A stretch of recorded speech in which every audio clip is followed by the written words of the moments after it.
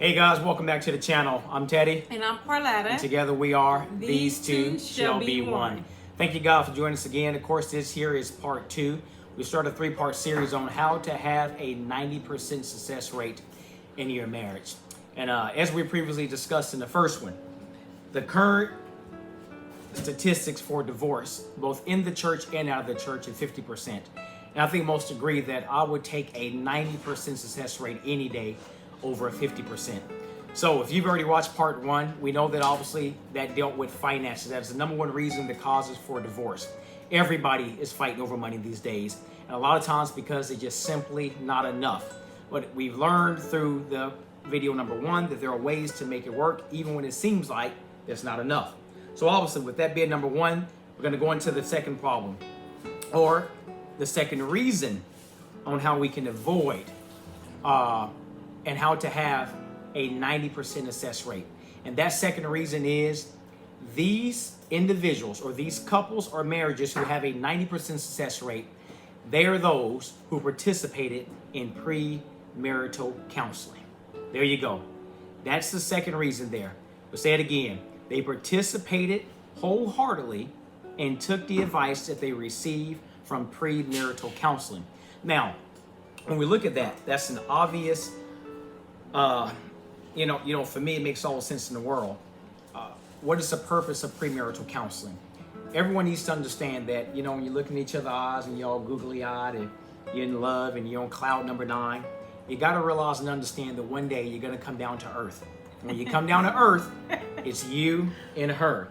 You're dealing with entirely another individual. Mm-hmm. And so you have to know how to deal with that. And it's for the rest of your life. That's right. So I have to deal with him, and he have to deal with me for the rest of your life. That's right. So you gotta think about that. Even though there are a lot of those who seem to forget that part, this is till death do us part. And we can truly say that and mean that. This is till death do us part. That's right. And so we have to understand that. So if we understand this, and when we go into marriage, we have to expect and understand that problems are going to arise. Mm-hmm. And the question is, what do you do when those problems arise? Because I'm telling you, I promise you, and a lot of you agree and understand it, and probably already found this issue here, you're going to come down to earth. You're going to come down to earth when you get off cloud 9, when the honeymoon is over with, and it's life now. Now I'm dealing with her and she's dealing with me. You're going to deal with some issues. When we look at, let's look at this question for existence, for example. Why does everything we purchase come with an operator's manual? I bought a chainsaw last year, and in that chainsaw, along with anything else that you purchased, it comes with an operator's manual. And in that operator's manual, it is always recommended that you read that manual, fellas, because I know we have our thing is that I can do that. I don't need no instructions. Give me my screwdriver, my pliers. I got Put the entertainment center together with the wrong door on the wrong side and all that squeaky upside down, and realize that we should have read those instructions. Yeah. So we have to realize that that's the purpose of those instructions, and that it is always highly recommended that you use or read and follow the instructions before operating. So what would have happened if that chainsaw ball, if I'd have put regular gasoline in it versus a made me forget the kind of gas I put in. Diesel? No, not diesel. Oh, you got to mix the oil with it, for a 2-stroke. something or W something. Stuff you get from Walmart. No, that's not it, sweetheart. Oh. What I'm saying essentially, if I'd have put the wrong kind of fuel in that chainsaw, I probably would find out later why it's not running well and it won't start. And as a result, it's crap. Now I have to get rid of it or get a new one or pay to get it fixed because I didn't read the instructions from the operator's manual. So it's very, very important that we understand why premarital counseling is important, because premarital counseling is going to teach us and show us exactly what the issue will be and how to tackle that issue when it comes about. Do you agree with that? Yes, I do. Absolutely. We had premarital counseling before we got married. And if you guys listen in video number 1, we said that there were some things that we actually didn't realize, the success in our marriage This was years when I found out what I'm sharing with you guys as to one of the reasons why we're still married. One of the reasons, and that was exactly it. We sat down every week after service with our pastor, and we went in his study, and we found out all the do's and the don't. What happens when she gets angry? What happens when I get angry? We have to realize that marriage is a commitment for life. You don't treat it like a relationship in the past that, you have an argument or disagreement, I'm done, you leave, I'll leave, or whatever. That's not the same thing. And oftentimes, that's why marriage is at a 50%, because people get divorced for anything. I don't like you anymore, or we fell out of love. You got 1,010 reasons why people get divorced, yet none of them are really good reasons as to why they shouldn't be together anymore. No. There's only one reason for divorce, and that's fornication. Or adultery. Committing adultery. Committing adultery. So, one of the things we're talking about, let's talk about some numbers and statistics. 75% of marriages take place in a religious setting. So, with that being said, that's a perfect opportunity for you to sit down with your pastor or your elder, and preferably, let's make sure whoever you receive counseling from, that they too have a happy marriage. Yeah. Let me tell you, as a rule of thumb, if you burn water, you can't tell me how to cook. If you gotta look at the instructions, even though we say read the instructions on how to cook noodles, when everybody knows how to cook noodles, if you're not married and you're not happily married, there's pretty much nothing you can teach me on how to have a happy marriage. Yeah. So what we're saying is that make sure whoever you're receiving counseling from, that they too are married. And I'm not talking about working on a third or fourth marriage, because that tells me there was some other issues in the previous marriage. So, again, 75% of marriages take place in a religious setting, which means that that's a perfect time for you to sit down with your pastor and or elder or a leader who is happily married, and to sit down to give you some biblical counseling. When we look at another negative part of that, and we want to, because when we enter marriage, we want to enter with all the proper tools to make it work. And that's how we have to enter marriage, understanding that, again, there's still death do us part. When we look at the negative aspect of divorces, studies, numbers and statistics show that there's over 1 million children that are involved in divorce proceedings every year. And that means that the likelihood of that child growing up into poverty is great, because obviously you don't have two incomes anymore. And oftentimes it's the child will sit with the mother. And so if the mother doesn't have the adequate income, or obviously two incomes anymore, so now that's going to place your child that you brought into that marriage, if there's children involved, that's going to be brought up not being able to have a lot of the necessities that they need because of the loss of income. So it's something to think about, that when you go into the marriage, that you have all the proper tools, and that you're thinking down the road that if we plan to have a family, we plan to have kids, that what happens if we decide that we're going to call it quit because we don't want to use the tools that we learn. What's going to happen to my kids? How's that going to affect my kids? Not only if you have little kids, grown children also be affected by when the parents get a divorce. You know, some people stay together until the children get grown. Well, we just gonna make it work until the children get grown. When they get grown, I'm done.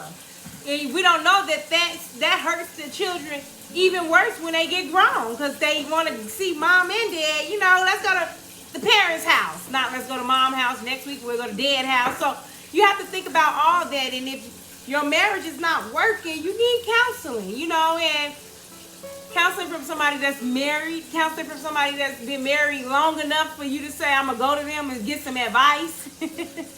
So Absolutely. And one of the things that we want to touch on as well, when we talk about, because we're dealing with premarital counseling, and that is one of the keys, that when the study was done of those who had a 90% success rate, is that they understood first, remember the first video, is that they understood finances. Is that something that we understood when we got married? yes. Yes, absolutely. We understood. I was in management, my wife was in management. And it was agreed that when we got married, our homes became one, it was agreed upon that she was going to stay home and to homeschool and take care of the kids. I would continue to work, and the income that I was making was sufficient and adequate enough to support the family. That was a decision and we understood that before we said, I do. I understood what debt she was bringing. She understood what debt I was bringing, which was none. But we understood those things. And so it's common sense that it makes sense to understand the number one reason that causes divorce, and that's finances. The second one is what we're dealing with right now, is premarital counseling. It makes all the sense in the world to sit down with someone who's been cooking for a while and knows how to burn in the kitchen to tell you how you can have a happy marriage. And when you come to these pitfalls and these issues, because of what I'm telling you, you're going to come to them. Hence, that's the reason why we're doing this. 90% of the counseling that my wife and I do is what? Marriage counseling. Marriage counseling. Yeah. So here's the last thing on here. The average wedding costs between $12,000 to $15,000. Premarital counseling, a lot of time, is absolutely free. Anyone who's worked with my wife and I, this is the reason why we don't charge a penny for anything that we do. Why? Because everything that Christ did was free. Everything he did. And thus, we don't put a price on anything that we do for individuals. So when we sit down with them, it's always, whether it's on their time or our time, we don't charge a penny. The end result is that we know that at the end, they're going to leave with the issue fixed and how to proceed in their marriage. So when we think about that again, $12,000 to $15,000 spent on the average marriage, and I'm telling you again, we have seen people who have spent far more than that to last only 6 weeks, 6 months, and sometimes not even a year. We spend all this money, all this time. We're inviting friends and family from all over the country to fly in to spend that one day with you, and it doesn't last 6 months. And all that can be prevented. All that can be prevented if we would simply take the steps to have some premarital counseling. Now, I know a lot of you are saying that, well, what happened? We're already married and we're experiencing some of these issues. First of all, it's never too late to get counseling, but make sure you get proper counseling. Never too late to fix anything. That's it's right. Never too late to fix anything, especially if you're married. You don't get counseling from your girlfriend or your homies. Don't get counseling from them. If they're not married, if they're not married and doing right by their husband or by their wife, then don't get counseling from them, because it's gonna be the counseling as in, well, do what you want to do. Well, you want the positive counseling. Don't try and get counseling from people who gonna tell you things you want to hear.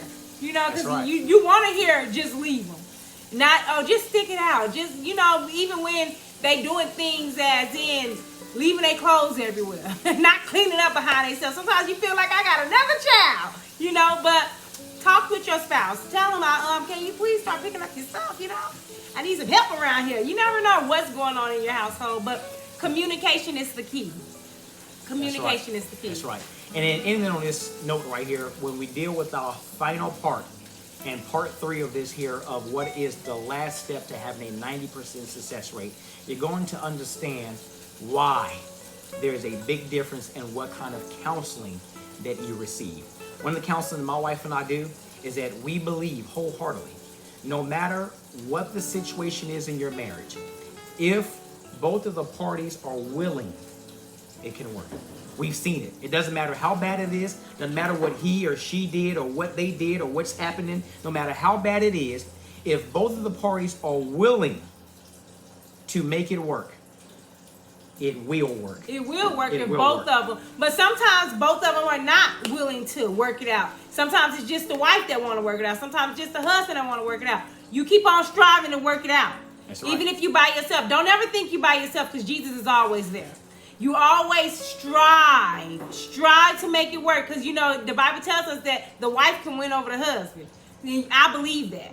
That's and right. so that's the thing also. Never think that you're alone, He's the comforter. He's the one to give you strength. He's the one that keep you going. You just be like him and he'll fix the issues. That's right. So it's not an impossibility when there's only one party. It's easier when both parties, but even if there's only one, let Christ work on the other one to bring him or her along, but you continue. The only thing is that what an individual needs is you need that will to make it work. And if you have that will to make it work, like my wife and I said, we've sat down with countless of couples, and we've seen just that situation happen, where a miracle has happened in regardless of how bad it's been or what has happened or what has transpired.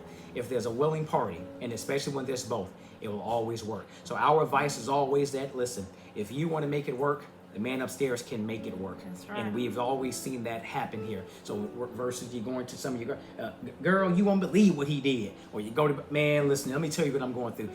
That's the kind of advice that the enemy wants you to get.